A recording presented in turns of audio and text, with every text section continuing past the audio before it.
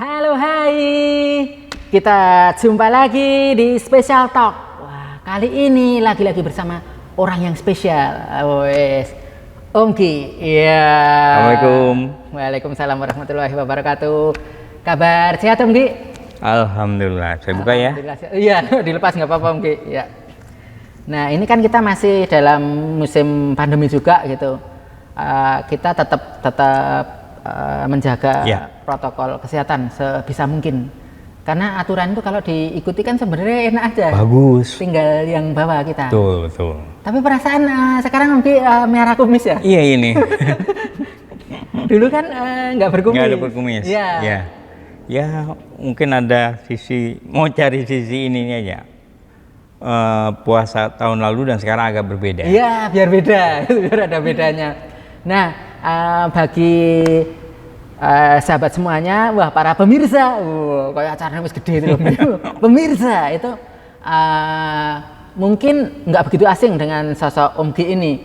Meskipun kalau saya biasa manggil Om Gi sih. Kalau di sosmed itu biasanya Bang Sugi ya, Bang Sugi gitu. Jadi ada yang manggil Bang Sugi, ada kalau saya Om Sugi, mungkin juga ada yang manggil Pak, ada ya? Ada yang manggil Pak juga ada. Kebanyakan rata-rata Om sama Bang. Oh, Om sama Bang. Om sama Bang rata-rata. Nah, kenapa kita hadirkan Special Talk kali ini adalah Om Gi ini adalah karena menurut saya Om Gi ini adalah orang yang sangat menginspirasi saya. Salah satu orang yang menjadi inspirator saya adalah Om Gi gitu. Jadi dengan segala keadaannya, setahu saya itu Om Gi itu mengasuh perkusi anak-anak spesial needs juga gitu. Dan itu menurut saya sangat luar biasa sekali gitu loh. Nah, ngomong-ngomong Om Gi, kalau nama lengkap boleh tahu nggak Om Gi? Sugianur. Sugianur. Iya. Oh, Sugianur. Dan dulu kita sempat ngobrol Om Gi ya. Iya. Bahwasanya Om Gi apa ya? Bukan berarti kita membeda-bedakan, tapi kita kan mempelajari sejarah. Tuh. Agar kita bisa lebih mengapresiasi kehadiran kita, kehidupan kita sendiri gitu. Iya. Om Gi kan sebenarnya bukan asli Solo ya? Kebetulan bukan. Oh, kebetulan bukan. Tapi kecintaannya sama Solo itu sangat luar biasa sekali.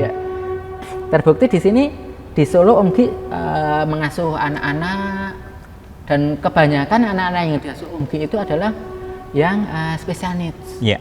Special needs-nya macam-macam mungkin. Macam-macam. Keadaannya mungkin ada apa aja itu Om Gi? Ada yang disabilitas. Tidak memiliki tangan, tunadaksa ya. Tunadaksa, ada disabilitas cerebral palsy. Cerebral palsy ya.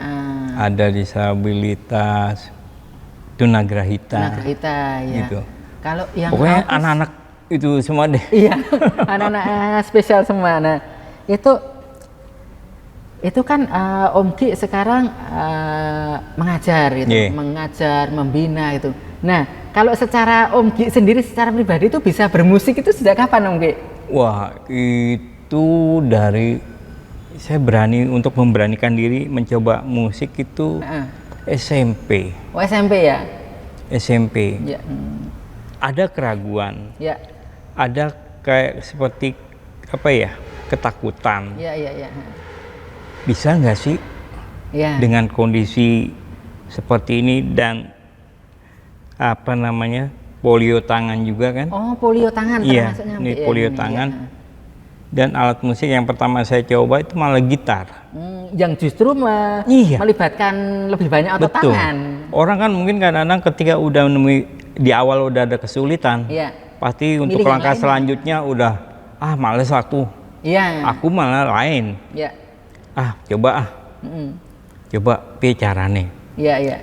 Akhirnya ketika main jreng kok kurang sip ya. Iya. Karena jari jemari ini polio. Iya. Jadi saya ngikat dengan karet gelang. Untuk genjrengnya itu. Untuk genjrengnya itu. Oh iya. Genjrengnya itu diikat pakai gelang karet. Dilihat wagu banget. Iya. Main kayak gitu. Tetapi musik kan itu kan bukan bagaimana kamu mainkan, tapi seberapa harmonis musik yang kamu ciptakan. Nah, ketika udah dipakai karet, petikan, ya ada yang muji. Cewek lagi. Kali yang muji cowok biasa gitu. Biasa, hambar. Cewek kan. Yang muji cewek kan kayaknya ada apa ya? Ada satu. Wih. Iya. Apalagi kan usia SMP Om ya. Usia SMP baru The Monkey in Love. Cinta monyet. Jadi bermain di situ, petikan dipuji. Iya. Semakin termotivasi kan, gitu loh. Kecuali kita main ada, hei berisik. Kalau zaman sekarang dinyinyiri Om. Dinyinyiri kena mental misalnya kalau itu yang memotivasi. Yang kedua ada lagi motivasi ketika ada seseorang nyuruh saya, Mas, ajarin anakku. Waduh, kan bingung. Aku lagi belajar disuruh belajarin orang. Piye?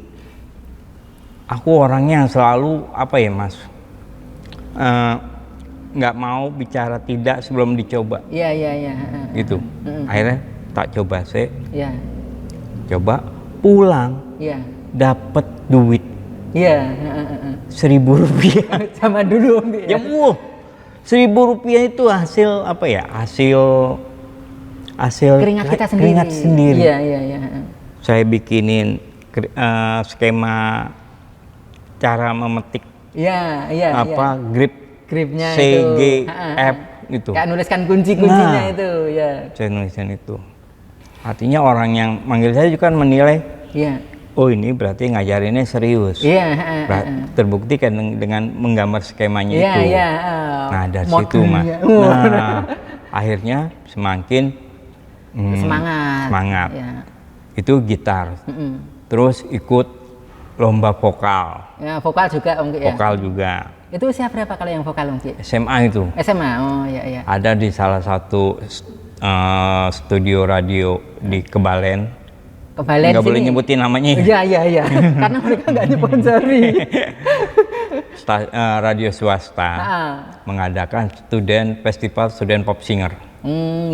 Ikut. Memang nggak ada target. Aku harus juara. Pengen mencoba aja gitu Mas. Kalau aku ikut lomba vokal gimana sih perasaan gitu. Karena aku pikir seseorang akan tersemangat ketika sudah mencoba sesuatu. Nah akhirnya di vokal itu, wah lawan-lawannya juga lain lagi. Ikut lagi lomba Yamaha YMI. YMI ada lomba pop vokal lagi. Coba lagi. Ya walaupun nggak menang tapi minimal aku punya pengalaman. Gitu. Ketimbang yang kosong pengalaman. Nah setelah mencoba itu SMA saya kos di Badran. Oh berarti Om Ki datang ke Solo itu masuk asrama IPAC. Itu usia SMP atau usia SMP sekitar 13 tahun 12 tahun. Jadi SD-nya di Jakarta Om Ki? Iya. SD Jakarta terus SMP di Jakarta, SMP di Solo. Tadinya ada ngapain sih aku ke Solo, daerah sepi, bayangannya kan begitu. Apalagi kan zaman dulu. Nggak tahu setelah masuk Solo, malah terbentuk karakter di sini. Seandainya aku di Jakarta, mungkin aku masih menjadi sosok yang manja. Ada kemungkinan. Karena biasanya kalau difabel, orang tua tuh apa-apa selalu pakai hati. Nggak bisa sedikit, wes ojo tenang kok ditolong. Tapi itu justru menjerumuskan sebenarnya. Apa ya? Boleh main hati. Tapi lihat buat perkembangan anak itu bagaimana. Kayak gitu. Kan jatuhnya memanjakan. Bukan memandirikan. Betul. Makanya saya kadang-kadang bilang anak difabel jangan selalu dimanjakan.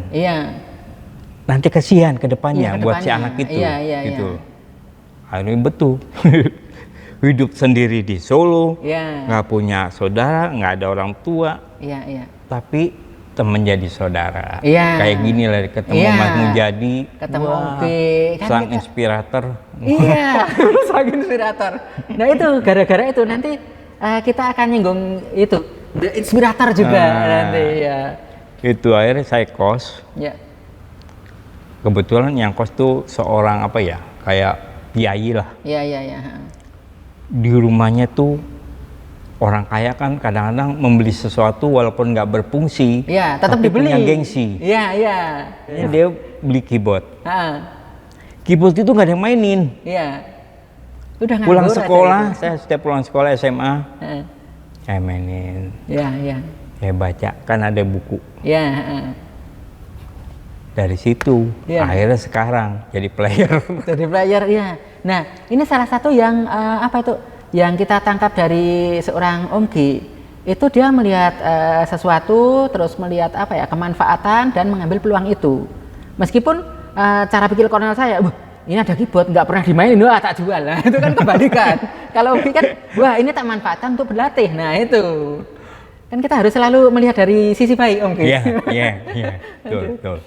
Nah terus sekarang jadi player Om Gi ya. Jadi player, ya untuk sampai sekarang bisa ini bisa itu juga nggak gampang, prosesnya panjang dan menyakitkan. Iya. Nah, melelahkan gitu. Berawal dari situ kita memang di episode kali ini memang pengen ngobrol sama Om Gi sekedar sharing. Karena toh kita nggak punya apa-apa, tapi kan kita punya cerita, pengalaman tadi. Siapa tahu ada orang lain yang bisa mengambil hikmahnya gitu loh. Bukan mengambil harta benda kita, karena kita nggak punya harta benda. Kita punya ilmu yang sedikit itu ditularkan gitu Om Gi. Betul.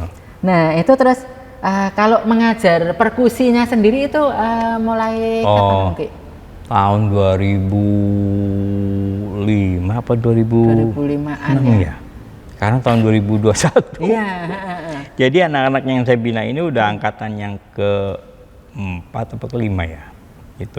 Itu kan berawal dari di sekolah sini ada kepakuman, kegiatan. Ekskul nggak ada. Iya. Saya kan cuma mikir, ini anak-anak ini ketika dia lulus bisa apa? Nah itu. Punya apa? Itu yang kadang jarang apa ya, bukan berarti semua guru nggak berpikir begitu, tapi sekarang agak jarang sih, apalagi kalau taruh kata misalnya SLB, itu pokoknya nggak kue mangkat sekolah ya tak ulang, nggak wis rampung ya wis, kadang kan gitu. Ya, dengan tidak mengecilkan SLB, sekolah luar biasa, berarti harus yang sekolah itu anak-anak luar biasa semua. Makanya oleh karena itu orang-orang yang berpikiran kalau SLB itu tempat anak-anak idiot, tempat anak-anak apa ya, non produktif, salah. Saya pikir justru di SLB itu tercipta anak-anak luar biasa. Nah, saya ngelihat di sekolah sini SLB nggak ada kegiatan. Ya udah, saya coba mencarikan satu kegiatan. Dulu itu sering sesuai dengan kompetensi. Dulu saya ngajarin kolintang. Kolintang. Terus saya dulu ngajarin anak-anak sini juga vokal grup sama band. Tapi sekian tahun anak-anak yang dulu yang itu udah pada lulus, timbul kevakuman. Oh, vakum lagi gitu. Nah, dari vakum itu coba sesuatu yang baru deh. Ambil saya ke belakang sekolahan, cari bambu bekas, saya cari tempat sampah yang plastik, saya jadikan drum, pokoknya semua alat apa ya yang bisa berbunyi. Musik itu kan ada yang mengatakan apa sih musik itu? Musik itu adalah bunyi. Nah dari situ saya ngerekrut anak-anaknya tuh gini, dalam satu kelas. Coba kamu kelotean. Kelotean itu. Kelotean wih kamu gulung meja, gebrak-gebrak meja. Ada yang keloteannya berirama. Wah, ini ngerti nih. Wah bagus nih. Ada yang sing gebrak gitu. Akhirnya cari yang udah paham tentang birama, tempo. Dari situ kan kelihatan. Yo, kamu latihan. Lah anak-anak yang ini gimana ya nggak mudeng? Bukan nggak mudeng, dia ngerti apa yang harus kita bimbing. Ayo masuk. Tapi perannya nanti beda. Gitu. Jadi saya selalu kadang-kadang kalau misalkan ada anak-anak yang, Om, aku ikut perkusi dong. Saya paham anak ini nggak mudeng secara intelektual. Oke. Saya cuma berpikir gini, ketika ada anak difabel yang ditolak, duh, kayak gimana gitu, perasaan si anak gitu. Wah, nyata aku memang anak yang ini orang sopopo. Kadang apa ya istilahnya menyerang diri sendiri juga, diri semakin kecil hati. Kayak gitu. Akhirnya oke, ayo le men. Kasih aja alat musik yang ritmis, yang menjaga. Yang nggak ada iramanya, nggak ada nadanya, kan bisa. Apa namanya, main tamborin, icik-icik itu. Itu main icik-icik pun juga harus pakai tempo, harus jaga tempo. Kadang ada yang temennya yang nggak bisa jaga tempo tapi megang tambor memukulnya sasae. Dia bermainnya agak jauh karena kesian yang di sebelahnya yang itu terganggu yang jaga temponya itu ritmenya jadi kacau. Nanti saat itu gini Mas, malah karena kita belum punya alat-alat musik jadi itu tadi pakai tempat sampah, bambu bekas, alat-alat seadanya itu yang ditemui. Terus ada yang cuma mukul-mukul stick. Stick aja. Stick doang. Udah mukulin stick dong. Taktik gitu kan. Dong. Tapi saya mencoba dari semua ini saya kumpulkan. Terus saya aransemen jadi sebuah irama yang enak gimana sih? Nah, itu dia, Mbak. Nah, dari orang yang menganggap itu sampah. Saya coba olah jadi satu aransemen. Dalam satu grup itu harus punya satu kekuatan. Mungkin di aransemennya, oh musiknya kayak gitu. Oke, di vokal ditingkatkan. Vokalnya. Nah, di vokal ada komposisi suara 1, suara 2. Itu dimainkan. Nah, jadi kan menutup Mas. Itu, saya selalu bilang ke anak-anak, yang namanya satu tim, saling melengkapi. Ketika ada temanmu yang kurang, kamu coba tutupi. Gitu. Terus ada lagi yang nggak punya tangan. Om, aku main musik dong. Om mau Om, ayo. Saya nggak bertanya. Piye mainmu piye? Orang di tangan main opo misalnya. Piye perasaannya? Oke, main.